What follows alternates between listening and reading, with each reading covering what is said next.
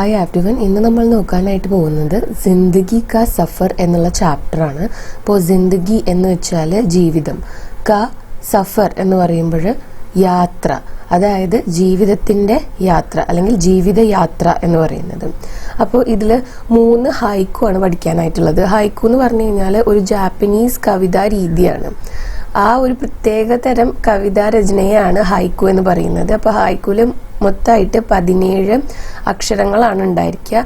ആദ്യത്തെ വരിയിൽ 5 അക്ഷരങ്ങളാണ് ഉണ്ടായിരിക്കുക. അങ്ങനത്തെ ചെറിയ ചെറിയ കവിത പോലെ എഴുതുന്നതിനാണ് പറയുന്നത്.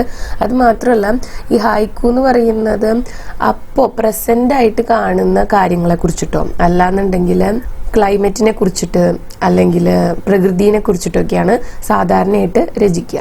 അപ്പം ഇവിടെ പറയുന്നത് എന്താന്ന് വെച്ചാൽ ആദ്യത്തെ ഹൈക്കു നമുക്ക് നോക്കാം. സൂഖ യാ ബാഡ് സാഹബ് കെ ആംഗൻ സദാ ഫുഹാർ.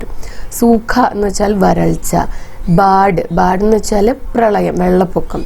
അപ്പോൾ സൂഖ യാ ബാഡ് എന്ന് വെച്ച് കഴിഞ്ഞാൽ എന്താന്ന് വെച്ചാൽ വരൾച്ചയായാലും പ്രളയമായാലും സാഹബ് കെ ആംഗൻ, അതായത് ധനവാനായിട്ടുള്ള ഒരു വ്യക്തിയുടെ ആംഗൻ എന്ന് പറഞ്ഞാൽ മുറ്റത്ത്, സദാ ഫുഹാർ എന്ന് വെച്ച് കഴിഞ്ഞാൽ ചാറ്റൽ മഴ എന്ന് വെച്ചാൽ അതുകൊണ്ട് ഉദ്ദേശിക്കുന്നത് സാധാരണക്കാർ വരൾച്ചയിലും അതുപോലെ തന്നെ വെള്ളപ്പൊക്കത്തിലൊക്കെ വലയുന്ന സമയത്ത് ധനവാനായിട്ടുള്ള അല്ലെങ്കിൽ ധനികനായിട്ടുള്ള ഒരു വ്യക്തിയുടെ മുറ്റത്ത് എപ്പോഴും ചാറ്റൽ മഴയാണ്. അപ്പോൾ ചാറ്റൽ മഴ എന്ന് പറയുമ്പോൾ ഒരു കംഫർട്ടബിൾ ആയിട്ടുള്ള ഫീലിംഗ് ആണ് അല്ലേ, വലിയ ബുദ്ധിമുട്ടുണ്ടാക്കാത്ത എല്ലാവർക്കും ഇഷ്ടമുള്ള ഒരു ഫീലിംഗ് ആണ്. പക്ഷെ അത് എക്സ്ട്രീമായിട്ട് ഒരു വരൾച്ച എന്നുള്ള കണ്ടീഷനിലേക്ക് പോകുമ്പോൾ ബുദ്ധിമുട്ടാണ്, അല്ലെങ്കിൽ പ്രളയം എന്നുള്ള ഒരു കണ്ടീഷനിലേക്ക് പോകുമ്പോൾ ബുദ്ധിമുട്ടാണ്. അപ്പം ധനമുള്ള ആളുകളുടെ വീട്ടിലെ സാഹചര്യം എപ്പോഴും കംഫർട്ടബിൾ ആയിരിക്കും എന്നതാണ് ഈ ഒരു ദോഹയിലൂടെ ഉദ്ദേശിക്കുന്നത്. പക്ഷെ അത്രയും ധനവാന്മാരായിട്ടുള്ള ആളുകളല്ലാന്നുണ്ടെങ്കിൽ അവർക്ക് വരൾച്ചയും പ്രളയവും അതിൻ്റെയൊക്കെ ബുദ്ധിമുട്ടുകൾ അനുഭവിക്കേണ്ടതായിട്ട് വരും. പക്ഷെ ധനികനായ ഒരു വ്യക്തിയെ സംബന്ധിച്ചിടത്തോളം എപ്പോഴും ഒരു ചാറ്റൽ മഴ പോലത്തെ സിറ്റുവേഷൻ ആണ്. അധികം ചൂടും വരൾച്ചയൊന്നുമില്ല, അധികം വെള്ളവും പ്രളയവും ഒന്നുമില്ല, ഒരു കംഫർട്ടബിൾ ആയ സിറ്റുവേഷൻ ആണ് അവർക്ക് എപ്പോഴും ഉള്ളത് എന്നാണ് ആ ഒരു ഹൈക്കു കൊണ്ട് ഉദ്ദേശിക്കുന്നത്. അപ്പോൾ ഈ ഒരു ഹൈക്കു രചിച്ചിട്ടുള്ളത് സുരങ്മ യാദവ് ആണ്. വേറൊരു കാര്യം കൂടി എന്താന്ന് വെച്ചാൽ ഇവിടെ വരൾച്ച അല്ലെങ്കിൽ പ്രളയം എന്നുകൊണ്ട് ഉദ്ദേശിക്കുന്നത് യഥാർത്ഥത്തിൽ നമ്മൾ ഫേസ് ചെയ്യുന്ന വരൾച്ചയും പ്രളയത്തെയും മാത്രമല്ല, ഓരോരുത്തരുടെ ജീവിതത്തിൽ ഉണ്ടാകുന്ന പ്രശ്നങ്ങളെ കൂടിയാണ് വരൾച്ച അല്ലെങ്കിൽ പ്രളയം എന്നുള്ളത് കൊണ്ട് ഉദ്ദേശിച്ചിട്ടുള്ളത്. അപ്പം ധനമില്ലാത്ത സാധാരണ ജനങ്ങളുടെ ജീവിതത്തിൽ ഒരുപാട് പ്രശ്നങ്ങൾ ഉണ്ടായിരിക്കും. പക്ഷെ അല്ലാത്ത ആളുകൾ, അതായത് ഫൈനാൻഷ്യലി സ്റ്റേബിൾ ആയിട്ടുള്ള ഒരു സാമ്പത്തികമായിട്ട് നല്ല ഒരു രീതിയിൽ നിന്ന് വരുന്ന ആളുകൾക്ക് എപ്പോഴും ഒരു കംഫർട്ടബിൾ ആയ ജീവിതം നയിക്കാനായിട്ട് പറ്റും. അതാണ് ഈ ഒരു ഹൈക്കുവിന്റെ മുഴുവനായിട്ടുള്ള അർത്ഥം എന്ന് പറയുന്നത്. ജസ്റ്റ് ക്ലൈമറ്റിൽ ചേഞ്ച് ഉണ്ടാകുന്ന സമയത്ത് ഉണ്ടാകുന്ന ബുദ്ധിമുട്ടുകളെ മാത്രമല്ല ഇത് സൂചിപ്പിക്കുന്നത്. ഹൈക്കുവിന്റെ പോയിറ്റ്സിനെ കുറിച്ച് നമുക്ക് ലാസ്റ്റ് പറയാം. पिता ने ढूंढी लाठियां बुढ़ापे की दीखती नहीं. പിത അച്ഛൻ, നേ ഢൂണ്ടി എന്ന് പറയുമ്പോൾ അന്വേഷിച്ചു, ഢൂണ്ടന എന്ന് വെച്ചാൽ അന്വേഷിക്കുക, നേ ഢൂണ്ടി എന്ന് എഴുതിയേക്കണോണ്ട് അച്ഛൻ അന്വേഷിച്ചു. ലാഠിയ ബുഡാപ്പേക്ക്, ലാഠിയ എന്ന് വെച്ചാൽ സപ്പോർട്ട്, ബുഡാപ്പേക്ക് എന്ന് വെച്ച് കഴിഞ്ഞാൽ വാർദ്ധക്യത്തിൻ്റെ. അപ്പോൾ അച്ഛൻ എന്താണ് അന്വേഷിച്ചത്? വാർദ്ധക്യത്തിൽ തനിക്ക് കിട്ടേണ്ട സപ്പോർട്ടാണ് അന്വേഷിച്ചത്. ദീപ്തി നെഹി എന്ന് വെച്ച് കഴിഞ്ഞാൽ കാണാനില്ല.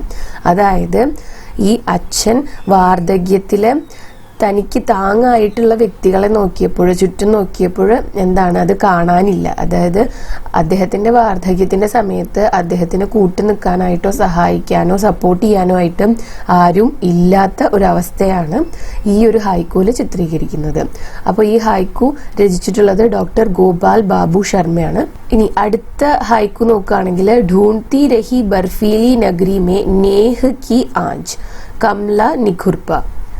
അപ്പോൾ ഈ ഒരു ഹൈക്കുവിന്റെ മീനിങ് എന്ന് പറഞ്ഞാൽ ഢൂണ്ഡ്തി രഹി, ഢൂണ്ഡ്തി എന്ന് പറഞ്ഞാൽ നേരത്തെ നമ്മൾ പറഞ്ഞു എന്താണ്, അന്വേഷിക്കുക. രഹി എന്ന് പറയുമ്പോൾ അന്വേഷിച്ചു കൊണ്ടേ ഇരുന്നു. ബർഫീലി നഗരിമേ, ബർഫീലി നഗരി എന്ന് വെച്ചാൽ ഫ്രോസൺ ആയിട്ടുള്ള ഐസ് ആയിട്ടുള്ള ഒരു നഗരി, ഒരു നഗരത്തില്. നേഹ് കി ആഞ്ച്, നേഹ് എന്ന് വെച്ച് കഴിഞ്ഞാൽ സ്നേഹം, ആഞ്ച് എന്ന് വെച്ച് കഴിഞ്ഞാൽ ചൂട്.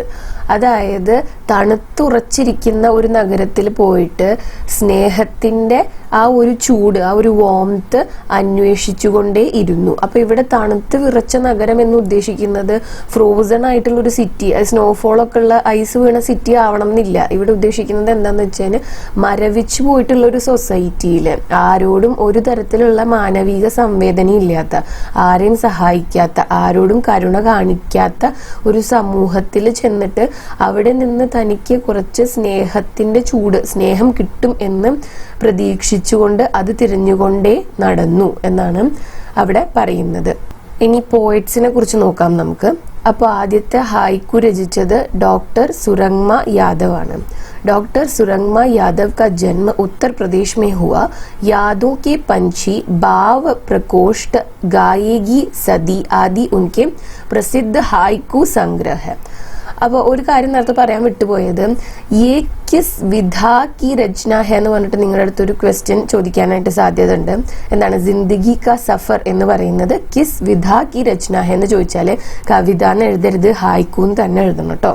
ഏത് കാറ്റഗറിയിൽ പെട്ടത് എന്നാണ് കിസ് വിധാ കി എന്നുള്ളതിന്റെ അർത്ഥം. അപ്പം ഇത് ഹായ്ക്കു ആണ്. അപ്പം ഡോക്ടർ സുരംഗ യാദവ് ഉത്തർപ്രദേശിലാണ് ജനിച്ചത്. യാദോ കെ പഞ്ചി, ഭാവ് പ്രകോഷ്ഠ, ഗായേഗി സതി ആദി എന്ന് പറഞ്ഞ എക്സെട്ര തുടങ്ങിയവയാണ് സുരംഗ യാദവിന്റെ പ്രസിദ്ധീകരിക്കപ്പെട്ടിട്ടുള്ള ഹൈക്കു സംഗ്രഹങ്ങൾ. രാംധാരി സിംഗ് ദിൻകർ പുരസ്കാർ സേ വേ സമ്മാനിത് ഹെ. രാംധാരി സിംഗ് ദിൻകർ പുരസ്കാരം ലഭിച്ചിട്ടുണ്ട്. ജനിച്ചത് 19 ജൂൺ 1970 പിന്നെ ഡോക്ടർ ഗോപാൽ ബാബു ശർമ്മ, അദ്ദേഹം ജനിച്ചത് 4 ഡിസംബർ 1932 डॉक्टर गोपाल बाबू शर्मा का जन्म उत्तर प्रदेश के अलीगढ़ में हुआ. ഉത്തർപ്രദേശിലെ അലിഗഡിലാണ് അദ്ദേഹം ജനിച്ചത്. വേ ശ്രീ വൈഷ്ണോര്യ പോസ്റ്റ് ഗ്രാജുവേറ്റ് കോളേജ് അലിഗഡ് കെ ഹിന്ദി വിഭാഗ് में रीडर थे. അദ്ദേഹം ഈ പറയുന്ന ശ്രീ വൈഷ്ണോര്യ പോസ്റ്റ് ഗ്രാജുവേറ്റ് കോളേജ് അലിഗഡിലെ ഹിന്ദി വിഭാഗിലെ റീഡർ ആയിട്ട് ജോലി ചെയ്തിട്ടുണ്ട്. सरहदों ने जब पुकारा, मोती कच्चे धागे में, काफिले रोशनी के, महके हर सिंगार आदि उनके प्रमुख कृतियां हैं. അപ്പോൾ മേലെ പറഞ്ഞിട്ടുള്ള, അതായത് सरहदों ने जब पुकारा, मोती कच्चे धागे में, काफिले रोशनी के, महके हर सिंगार തുടങ്ങിയവ അദ്ദേഹത്തിന്റെ ഫേമസ് ആയിട്ടുള്ള കൃതികളാണ്. അടുത്തതായിട്ട് മൂന്നാമത്തെ ഹൈക്കു രചിച്ചിട്ടുള്ള പോയിറ്റ് ആയിട്ടുള്ള കമല നിഖുർപ്പനെ കുറിച്ചിട്ടാണ് ഇവിടെ പറയുന്നത്. ജന്മ 5 ഡിസംബർ 1967 5 ഡിസംബറിനാണ് ജനിച്ചത്. കമല നിഖുർപ്പ കാ ജന്മ ഉത്തരാഖണ്ഡ് മേ ഹുവ. ഉത്തരാഖണ്ഡിലാണ് ജനിച്ചത്. വിഭിന്ന സാഹിത്യिक പത്ര പത്രികാओं तथा काव्य संग्रहों में हाइकू संस्मरण कविताएं आदि प्रकाशित है. കമല നിഖുർപ്പനെ കുറിച്ച് പറയുകയാണെന്നുണ്ടെങ്കിൽ വിഭിന്ന പലതരത്തിലുള്ള പത്രപത്രികാവുമേ, അതായത് ന്യൂസ് പേപ്പറിലും അതുപോലെ തന്നെ മാഗസിൻസിലൊക്കെ ഈ കവിയത്രിയുടെ ഹൈക്കുകൾ പ്രസിദ്ധീകരിച്ച് വരാറുണ്ട്. ഹൈക്കു മാത്രമല്ല, സംസ്മരണം എന്ന് വെച്ച് കഴിഞ്ഞാൽ ഓർമ്മ കുറിപ്പുകൾ, അതുപോലെ തന്നെ കവിതകൾ, ഇതെല്ലാം പ്രസിദ്ധീകരിച്ച് വരാറുണ്ട്. സംപ്രതി കേന്ദ്രീയ വിദ്യാലയമേ പ്രാചാര്യ ഹെ. സംപ്രതി കേന്ദ്രീയ വിദ്യാലയത്തിലെ പ്രാചാര്യ എന്ന് പറഞ്ഞ പ്രിൻസിപ്പളായിട്ട് വർക്ക് ചെയ്തുകൊണ്ടിരിക്കുകയാണ്. അപ്പൊ അത്രയാണ് പോയിറ്റിനെ കുറിച്ച് പറയാനായിട്ടുണ്ടായിരുന്നത്. ക്വസ്റ്റ്യൻ ആൻസേഴ്സ് ഒരു സെപ്പറേറ്റ് വീഡിയോ ആയിട്ട് ചെയ്യാം കേട്ടോ. ഓക്കെ, അപ്പോൾ ഇന്നത്തെ വീഡിയോ ഇത്രയേ ഉള്ളൂ. ഈ വീഡിയോ നിങ്ങൾക്ക് യൂസ്ഫുൾ ആയിട്ടുണ്ടാവുമെന്ന് കരുതുന്നു. യൂസ്ഫുൾ ആയിട്ടുണ്ടെങ്കിൽ വീഡിയോ ലൈക്ക് ചെയ്യുക, ഷെയർ ചെയ്യുക, ചാനൽ സബ്സ്ക്രൈബ് ചെയ്യുക, അതുപോലെ തന്നെ നിങ്ങളുടെ സജഷൻസ് എന്നെ കോമെന്റ്സിൽ എഴുതി അറിയിക്കുക കേട്ടോ. Thanks for watching the video.